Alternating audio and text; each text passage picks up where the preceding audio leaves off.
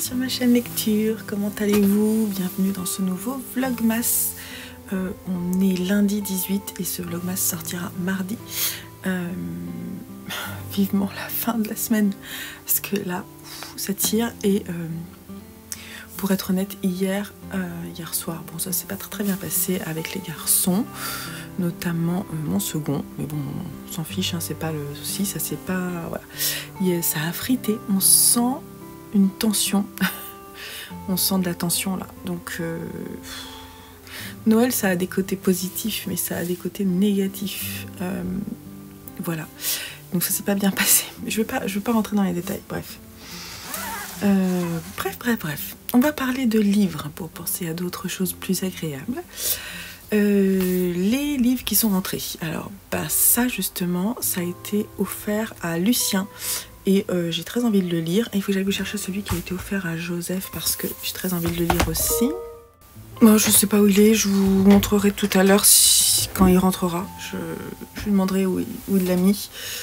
C'est une BD aussi qui a l'air super bien. Donc Le Cercle du Dragon T de Cathy O'Neil me tentait vraiment beaucoup et Lucien l'a adoré, donc il a déjà dévoré et j'ai très envie de découvrir. Je vous montre un peu le genre, ça a l'air trop bien, donc voilà. Là j'ai fait un flop et pourtant qu'est-ce qu'il est beau ce livre. Alors, attendez, hop. Donc c'est Yeti de Taïmark Le Tan, illustré par Rebecca d'Outremer.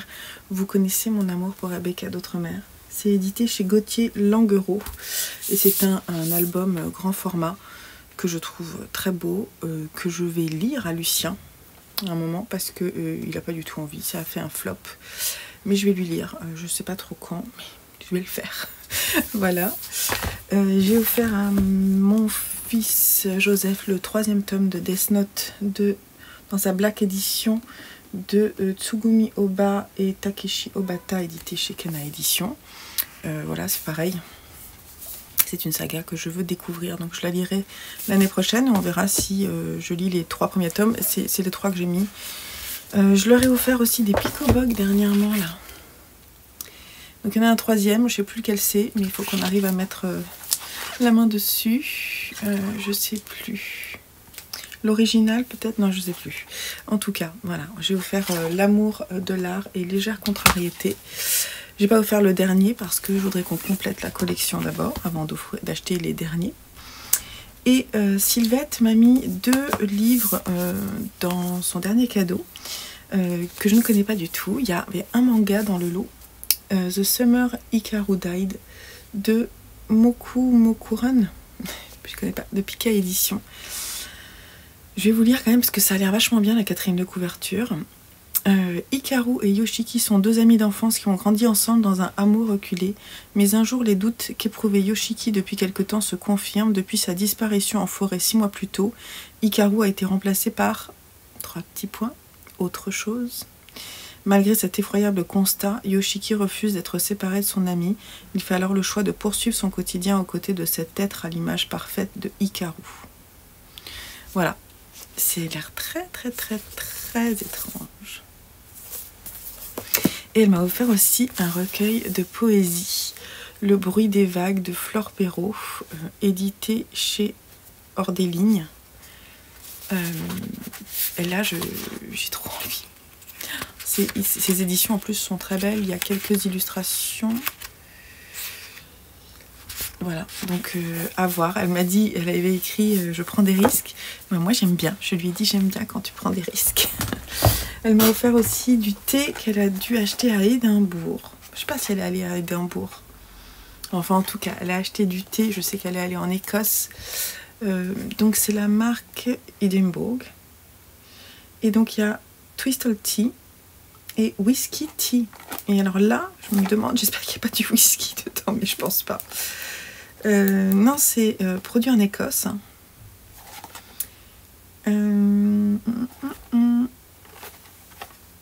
Moi j'étais allée en Écosse, je suis allée à Édimbourg.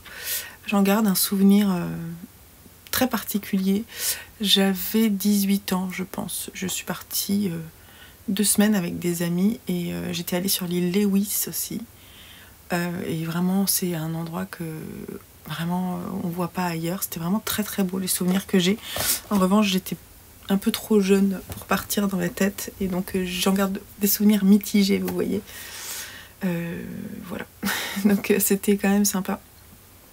Et j'aimerais bien refaire ce voyage, retourner en Écosse avec mes enfants. L'Irlande aussi me plaît bien. Voilà, donc je te fais des énormes bisous Sylvette. Je vais bosser là et on va se retrouver un peu plus tard pour vous parler des derniers livres lus et ouvrir le cadeau du calendrier de l'Avent. Voilà, donc je vous laisse là, je vous fais des bisous.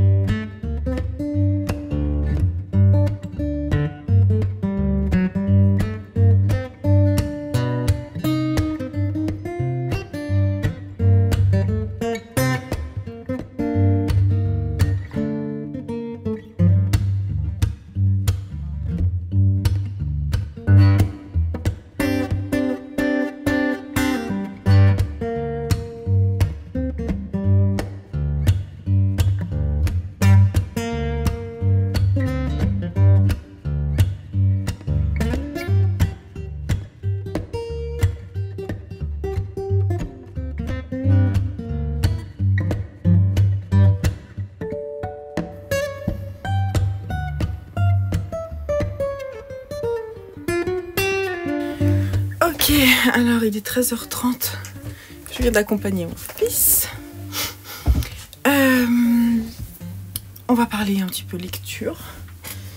J'ai fini Le tatoueur d'Auschwitz d'Heather Morris, qui est un premier tome. Enfin, il peut se lire vraiment indépendamment, après elle en a écrit d'autres, qui sont des histoires des personnages qu'on rencontre ici, dans cette histoire-là. C'est inspiré d'une histoire vraie, qui s'est passée à Auschwitz, une histoire d'amour, inspirée vraiment des camps de concentration. Hein. Donc on est vraiment dans un camp de concentration. On suit un personnage, c'est Lail, je sais pas comment ça se prononce, Lail, ça s'écrit L-A-L-E, qui va devenir tatouvireur. Parce qu'il a la chance de pouvoir parler différentes langues, ce qui lui permet d'avoir un travail dans le camp et d'aller tatouer en fait différentes personnes.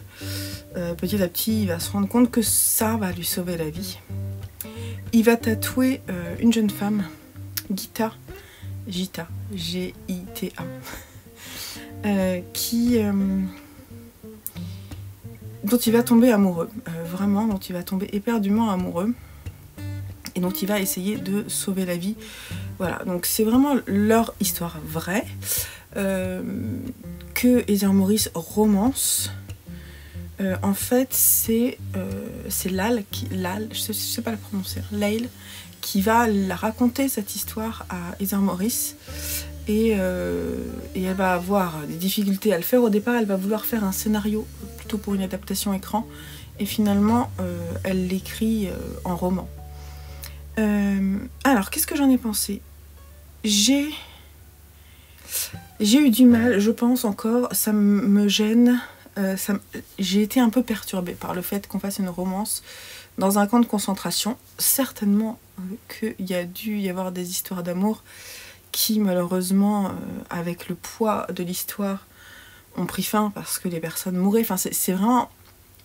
On a du mal à envisager du bonheur dans de telles conditions. Elle arrive à faire cet exercice-là, on y croit vraiment. On s'attache au personnage de Lal, moins à Gita parce qu'on la suit pas trop, on suit vraiment Lal. Voilà, toutes ces péripéties. C'est écrit assez vite, la plume n'est pas extraordinaire et le rythme est un petit peu bancal à mon goût. Donc j'ai apprécié ma lecture sans me dire « Waouh, c'est génial », sans être particulièrement émue. J'avoue que la fin, quand même, m'a donné quelques frissons. L'histoire en elle-même, cette histoire qui est racontée, est juste hallucinante. Et rien que cette histoire vaut le coup d'être lue quand même, parce que c'est une très belle histoire d'amour. Effectivement, ça éclaire, ça donne de la... Ouais, ça apporte de la douceur dans cet univers. Je pense que c'est ce qui était voulu, et ça, c'est réussi. Voilà, donc j'ai bien aimé. Je vous le conseille. Moi qui vais lire de la romance, là, en janvier-février... ça fonctionne. Je ne sais pas, franchement, si je tombe par hasard sur le second tome, qui est... Je ne sais pas lequel c'est. Je sais que c'est l'histoire de Zilka, qui travaille avec Lal et qui va être dans une position compliquée. Mais je ne veux pas vous spoiler parce que c'est un peu dommage. Potentiellement, je pourrais le lire. Si je tombe dessus. Par contre, il faut que ce soit en occasion ou voilà. Je vais pas l'acheter neuf. Mais voilà, c'était plutôt pas mal, pas transcendant. Je pense que je m'en souviendrai par contre, cette histoire est tellement forte de sens que je pense que je m'en souviendrai. Donc c'est ça qui est bien. Sinon, j'ai fini hier soir le volume 4 de cette édition double, je crois, de Dragon Head de Minetaro Mochizuki, édité chez Pika, graphique. C'est une très belle édition. C'est un gros pavé, hein, ça fait à peu près 450 pages. Ça faisait longtemps que j'étais pas retournée dans cette saga. Ce volume, je pensais qu'on avait vu le pire. Mais ce volume, je ne peux pas trop vous raconter, mais qu'est-ce que je peux raconter? On va suivre au départ 3 personnages. Un jeune garçon, Utaru, c'est ça? Teru, Ako et Nimura. Alors c'est peut-être pas ceux-là les 3 premiers. Qui sont des jeunes lycéens qui sont partis, ils sont partis en fait en voyage avec leur lycée. Et ils sont dans un train et en fait le train passe dans un tunnel et le tunnel s'écroule et le train, tout le monde meurt, quasiment tout le monde, sauf eux 3.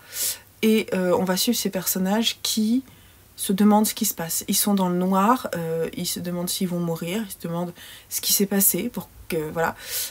Et en plus ils entendent des bruits chelous, ils sont face à leurs peurs les plus atroces. Voilà, donc après, donc ça c'était le volume 1, c'est le début du volume 1. Le volume 2, le volume 3 sont pas mal, même si c'est un peu moins bien selon moi. Mais ce volume 4, c'est juste hallucinant, quoi. J'ai mis 17 sur Livre Addict. C'était pas facile à lire, hein, je vous assure, parce que moi ça m'a mis face justement à des peurs. La peur du néant par exemple, là on est dedans, quoi. Donc... c'est pas forcément évident à lire, mais Minetaro Mochizuki, quoi. Je vais essayer de vous montrer. Voilà, Minetaro Mochizuki. C'est pas de l'horreur, c'est de l'angoisse pure. C'est comment réagissent les hommes face à des situations qu'ils n'ont jamais expérimentées. Il y a beaucoup d'angoisse, beaucoup d'exacerbation des sentiments, des angoisses. C'est hallucinant. Hallucinant, je vais lire la suite, je vais enchaîner tout de suite la suite pour le terminer sur 2023. Mais ce manga est une pépite, quoi. Je peux que vous le conseiller. Vraiment, c'est génial.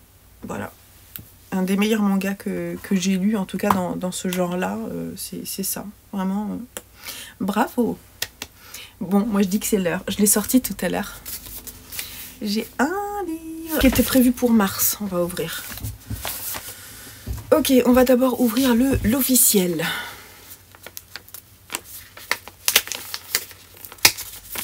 C'est un poche. Je sais pas du tout ce que c'est, je me souviens plus. Hein. C'est difficile hein, parce que les livres ils se ressemblent tous en plus.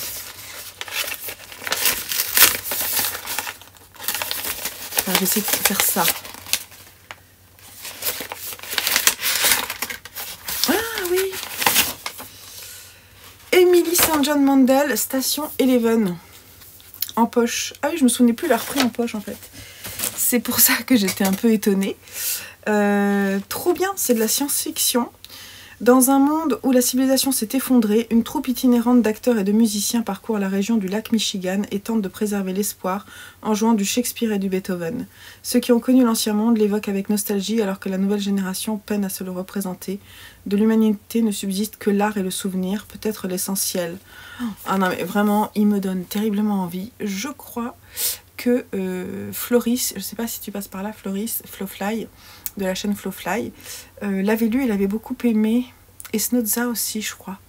Bref, si vous passez par là, sait-on jamais, dites-moi si vous avez aimé, et puis même ceux qui ont déjà lu, si vous avez aimé. Je sais qu'il y en a, elle a écrit d'autres choses récemment, mais j'avais très envie de découvrir celui-là. Et on va ouvrir le second. Est-ce que 2 livres valent mieux qu'un? Qu'est-ce que c'est? Là, je peux récupérer le papier, je pense. C'est une occasion. Ah ben, c'est trop fort, je l'ai déjà lu. Ah ouais, quand même, j'ai trop fort, ça. Ah non, c'est nul. Et ben, voilà. Ben, vous savez quoi? C'est pas nul. Bon, c'est une occasion qui est en bon état. Je vais vous le faire gagner. Surtout que je l'ai lu. Ok? Surtout que, franchement, l'histoire est intéressante. Donc, c'est l'histoire de Lavinia. Écrite par Ursula Le Guin. Donc, parce que j'avais très envie de le découvrir. La preuve, je l'ai lu pendant mon exploration de la mythologie. C'est pas le roman que j'ai préféré dans mon exploration de la mythologie. J'ai trouvé la plume de Ursula Le Guin assez froide. Là, c'est moche, hein, ce qu'il y a derrière. Donc, voilà, bref. Du coup, bon, c'était quand même pas mal, hein. Surtout que c'est une belle édition parce qu'il y a une petite languette. Je peux vous le faire gagner si ça vous intéresse. Donc dites-moi en commentaire si ça vous tente. Et je vous l'enverrai. Je ferai un tirage au sort sur la prochaine vidéo. Voilà, il y a un petit concours, donc c'est sympa aussi. Comme ça me permet de vous gâter en cette fin d'année. Voilà, si vous avez envie de gagner cette très belle édition de Lavinia d'Ursula Le Guin, dites-moi. Bon, elle n'est pas neuve, hein, mais c'est toujours sympa d'avoir des cadeaux. Puis je vous mettrai peut-être un petit marque-page avec, ou, voilà, un petit truc en plus, une petite gourmandise. Voilà, j'essaie d'enlever l'étiquette en même temps. Voilà, j'ai quasiment enlevé. Faudra que je fasse un petit coup avec de l'alcool, je pense, pour nettoyer parfaitement. Mais ces étiquettes Gibert sont vraiment nulles. Voilà, donc je suis contente parce que du coup, quand même, ça ne rentre pas dans ma pile à lire. Et qu'en plus, je vais pouvoir peut-être vous faire plaisir. Voilà. Mais alors en plus, je pense que ça peut vraiment plaire parce que c'est un personnage, Lavinia, qu'on ne connaît pas forcément. Et son histoire d'amour et son histoire de mère est quand même très intéressante. Et c'est un bon moyen de découvrir la plume d'Ursula Le Guin. Voilà. Moi, je retournerai vers la plume d'Ursula Le Guin, mais par autre chose, certainement. Celui-là, il a eu le prix Locus, hein, je pense. Donc, vous pouvez y aller quand même, si ça vous tente. Voilà, alors j'étais en train d'écrire, vous avez vu, j'étais en train d'écrire ma pile à lire. Non, pas ma pile à lire, mais j'étais en train d'écrire ma vidéo pour mon exploration des romans d'amour, qui va avoir lieu en janvier-février. Et donc je pense que je vais me prendre un moment cet après-midi pour tourner cette vidéo. Je vais essayer de le faire quand il fera pas trop nuit, quoi. Il n'y a pas beaucoup de lumière aujourd'hui, donc c'est un peu compliqué. Et pouvoir vous proposer la vidéo pendant que je serai absente entre Noël et le jour de l'an.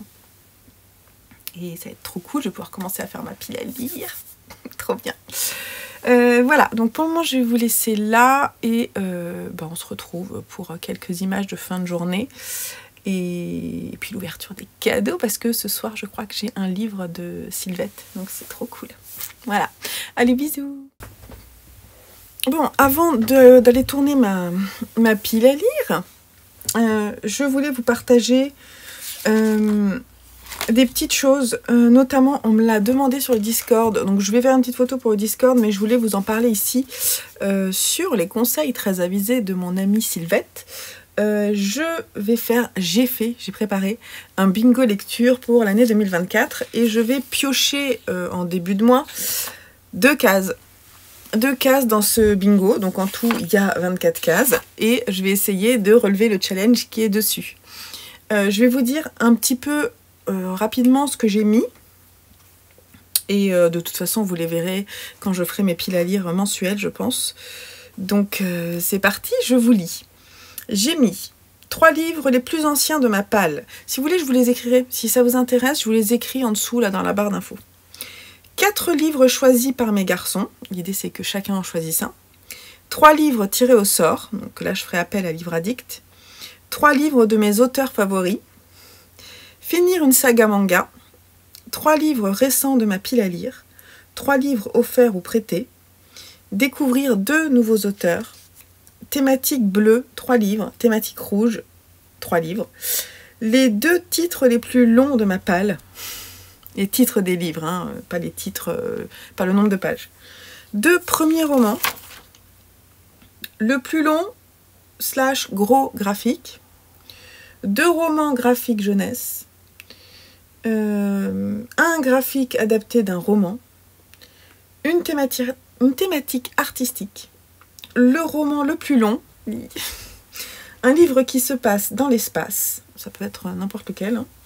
Le plus mal noté sur Livre Addict, ça je trouvais ça rigolo. Un titre qui contient un chiffre. Le roman le plus court. Un graphique avec un visage sur la couverture. Terminer un livre commencé. Relire un roman de ma jeunesse. Voilà les 12 catégories que je me suis mis. Et bah écoutez, voilà, c'était ça dont je voulais vous parler. Concernant le challenge pas la moitié, j'espère pouvoir vous proposer avant la fin de l'année, mais si je peux pas, ça sera début d'année prochaine parce que je n'ai pas envie de me précipiter, j'ai envie de le mettre en place tranquillement. Je vais aussi faire ça pour la chaîne créative, je trouve ça rigolo, l'idée étant vraiment d'utiliser ce que j'ai chez moi parce que j'ai beaucoup de très belles choses, voilà. Je dis choses parce que j'ai beaucoup de très beaux livres et de certainement très bons et beaucoup de très belles laines. Donc voilà. Et petit à petit, mon classeur prend forme. Donc là, vous voyez, j'ai mis mois par mois. Donc là, j'ai commencé à préparer janvier. Je mettrai des petits autocollants hein, petit à petit. Donc ça, c'est par mois, je pense que je vais faire les objectifs du mois. Donc là, j'ai mis le tour du monde, explorer la romance, faire baisser ma palle et le Cold Winter Challenge. Donc il y aura les challenges en cours. Et là, ça sera le récap des livres lus. Ensuite, ça, c'est mon récap des challenges. Je vous en parlerai parce que j'ai des challenges sur l'année dont je vous parlerai. Ça, c'est un suivi de mes emprunts bibliothèque. D'ailleurs, j'ai pas rempli là. J'ai ma pile à lire, ça je vous l'ai déjà montré. Donc, elle est par année parce que du coup, on va piocher aussi dedans. Et puis, j'ai préparé 2024. Ma wishlist que je vais écrire petit à petit, quoi. Elle est assez longue déjà. Mais au moins, je sais que je peux aller piocher dedans. Ça, c'est la partie explorer, donc qui aura lieu tous les 2 mois.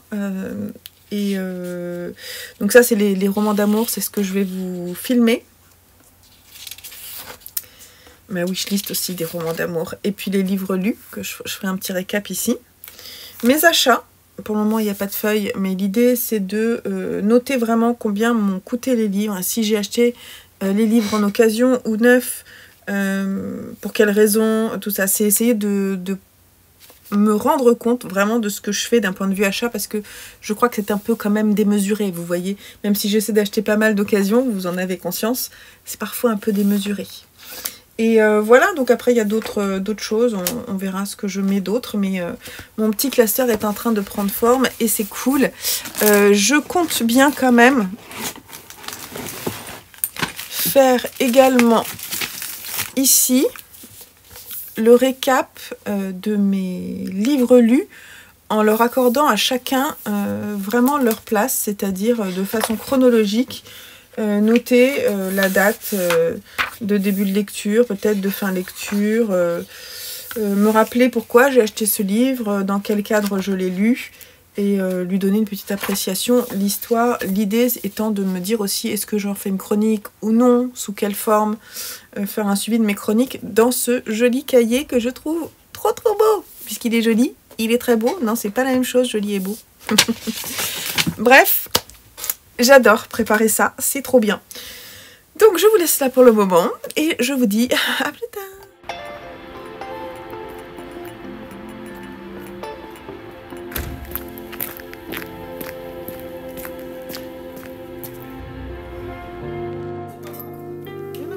Parce que alors ça c'est toi.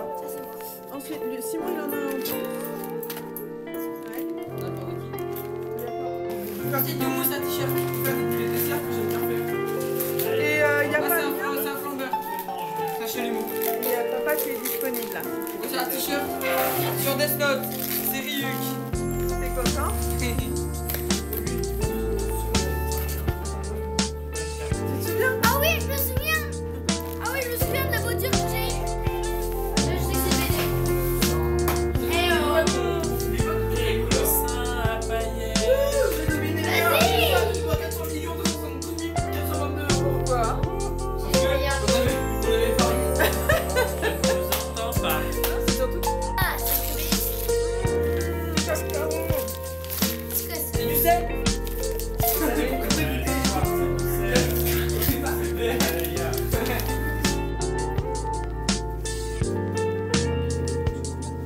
Oui,